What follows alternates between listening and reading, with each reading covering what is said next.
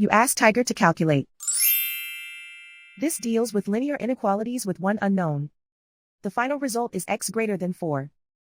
Let's solve it step by step. Group all constants on the right side of the inequality. Subtract 8 from both sides.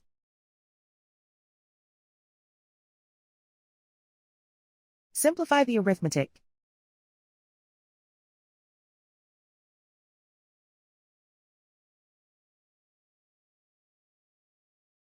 Isolate the x.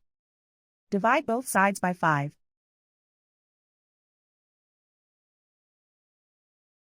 Simplify the fraction.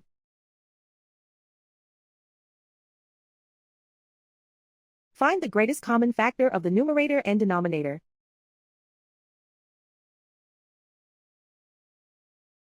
Factor out and cancel the greatest common factor.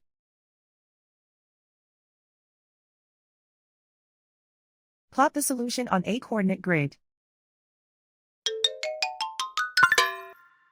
And so the final result is x greater than 4.